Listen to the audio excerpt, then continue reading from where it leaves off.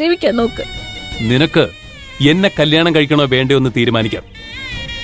ഞാൻ ആരെ കല്യാണം കഴിക്കണമെന്ന് നീ തീരുമാനിക്കണ്ട.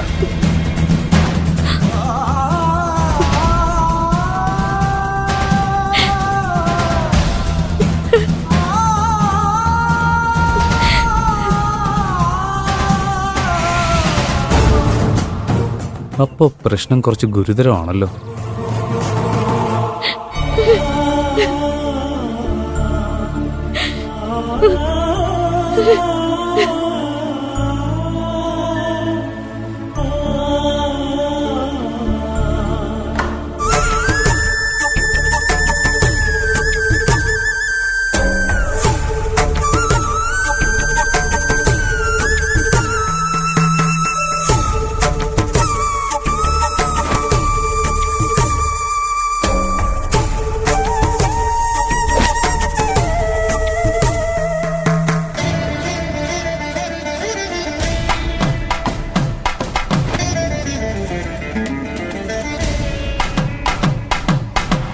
ഇതെന്താ ഈ കാണിച്ചു വെച്ചിരിക്കുന്നത്?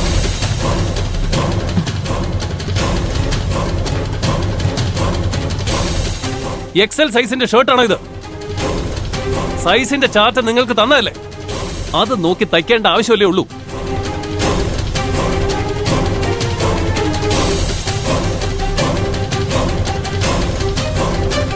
എന്താ കുന്തം വിഴുങ്ങിയ പോലെ നിൽക്കുന്നേ? ചോദിച്ച കേട്ടില്ലേ?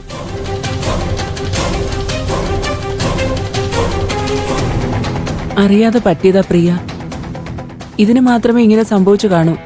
ബാക്കിയെല്ലാം കറക്റ്റ് ആയിരിക്കും. ഒരെണ്ണമല്ലേ ഉള്ളൂ. ആഹാ, എന്ത് എളുപ്പത്തിൽ അങ്ങ് പറഞ്ഞു. ചേച്ചി ചെയ്ത ഈ ഒരു തെറ്റിന് നമ്മൾ അയക്കുന്ന മുഴുവൻ ലോഡും റീചെക്ക് ചെയ്യാൻ പറഞ്ഞ് കസ്റ്റമർ തിരിച്ചയച്ചാലോ? കരുണാകര സാറിന്റെ പുറകെ കുട പിടിച്ച് നടന്നാൽ മാത്രം പോരാ, ജോലി എടുക്കുകയും വേണം.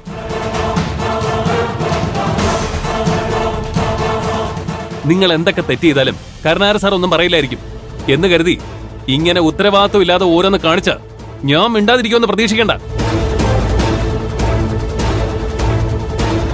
ഇനി ഒരു തവണ കൂടി തെറ്റ് ആവർത്തിച്ച കരുണാകര സാറിന് പോലും ചേച്ചിയുടെ ജോലി രക്ഷിക്കാൻ പറ്റില്ല.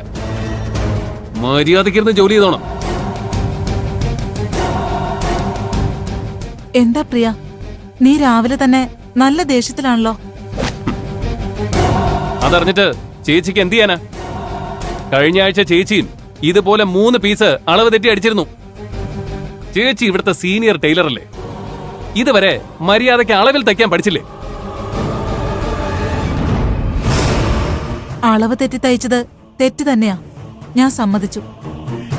അത് കുറച്ച് ശാന്തമായി പറഞ്ഞൂടെ? എന്തിനാ ഇങ്ങനെ ബഹളം വെക്കുന്നേ?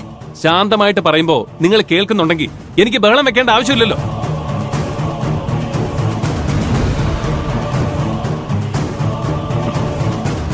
അല്ലെങ്കിലും നല്ലവനായിട്ട് നടക്കുന്നവർക്ക് ഇവിടെ ഒരു വിലയില്ലല്ലോ.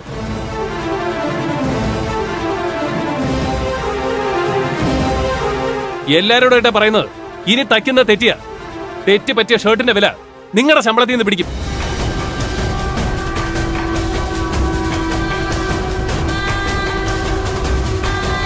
എന്താ നോക്കിയിരിക്കുന്നേ?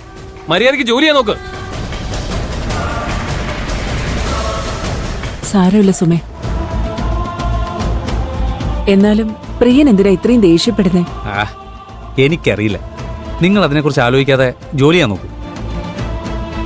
പ്രിയൻചേട്ടൻ തിരിച്ചു വന്നാ ഞാൻ എന്തെങ്കിലും കാരണം പറഞ്ഞ് പ്രിയൻചേട്ടനോട് സംസാരിക്കും.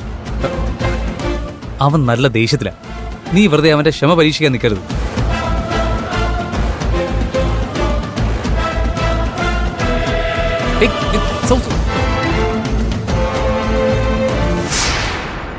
പ്രിയൻചേട്ടാ, എന്താ?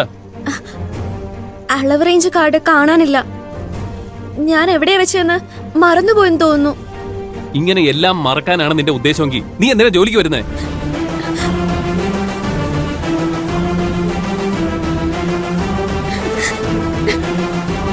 ഭക്ഷണം കഴിക്കാനും ഉറങ്ങാനും ശമ്പളം വാങ്ങാനും ഒക്കെ നീ മറക്കാറുണ്ടോ? ഇല്ലല്ലോ. ജോലി ചെയ്യുമ്പോ മാത്രം നിനക്ക് എവിടെ നിന്നാ ഇങ്ങനെ ഒരു മറവി ഉണ്ടാവുന്നേ?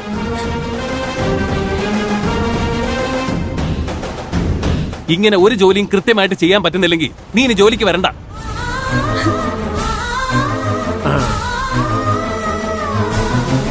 ഇവിടെ നിന്ന് എങ്ങനെയെങ്കിലും ഒന്ന് പോയിത്താ, എനിക്ക് അത്രയെങ്കിലും സമാധാനം കിട്ടും.